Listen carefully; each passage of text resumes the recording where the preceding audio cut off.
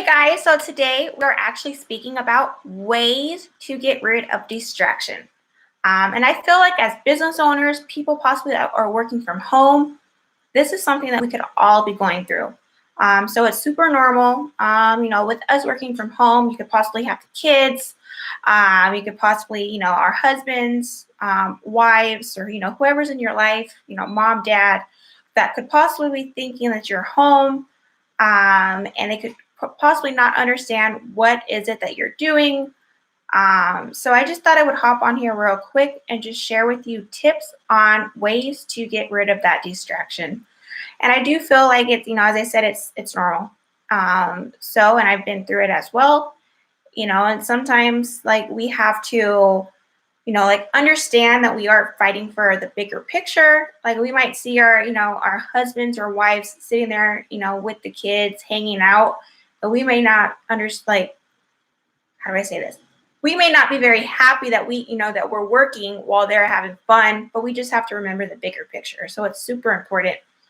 And then also, like another distractions that we could possibly have are, as we're doing our research on ways to market ourselves online or different ways that we could possibly grow our business, or when it comes to accounting or anything like that, there's so much information online.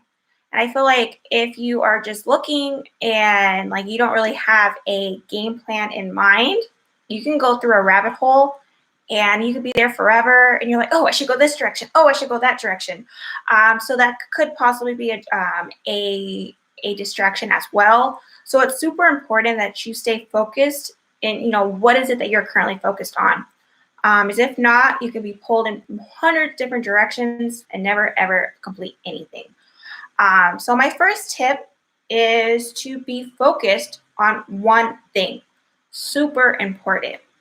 I've read a book called One Thing, and if you have not read it, I do recommend it. You can find it on Amazon, not super expensive, but it's a great book. And a lot of things that they talk about is the importance of staying with doing one thing. A lot of us feel like we could possibly do many things. I can take care of the kids, and I can read some emails, and I can make phone calls. And the truth is, like when we're focused on, more than one thing, nothing gets done, or, maybe some things get done, but they're not very well. So super important that we are focused on one thing, complete that one item, and then once you are done, move on to the next. Another thing that you could possibly do if you have multiple tasks that you're currently working, set a timer possibly for 20 to 25 minutes and say for 20 minutes, I'm going to make phone calls. And so that way you are, focused on, making phone calls. You're not doing anything else. You're not looking at emails. You're not looking at the web, seeing what's going on the website, seeing if you got any reviews, commenting, to people. Like you're focused on one item, make phone calls for 20, 25 minutes and see, you could possibly schedule your whole entire week out for that first 20 to 25 minutes.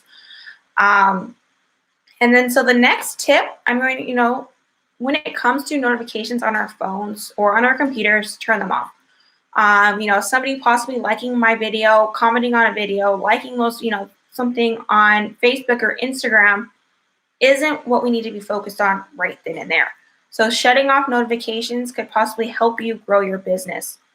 Tip number 3 is to make sure you are in a location that's chatter free, possibly a location like if you're lucky enough and you have a room where nobody works, that you won't have any distractions, set up your office there. It's very important that you have a location that when you're sitting there, you are there to get your work done. Also, it helps to get dressed for the day. If you are just in your pajamas, your mind doesn't really turn on that it's ready to work, it's ready to go to bed. So making sure that you get dressed for the day and that you look good could possibly help you feel, get work done as well. Tip number 4 is to communicate with your family that you are there to work. Yes, you are home, but you're working. Like if you communicate with your family, letting them know like, hey guys, I'm working, once I'm done, tell your kids, once I'm done, we can go get ice cream. But it's super important that they understand that you are working, you know, and it does take some work to become successful, no matter what it is that you are doing. Tip number 5 is to prioritize. You know, prioritize whatever it is that you're doing that's most important. And this also kind of goes back to tip number 1. Prioritize, you know, your first task that you need to complete, and then focus on that one thing. Super important.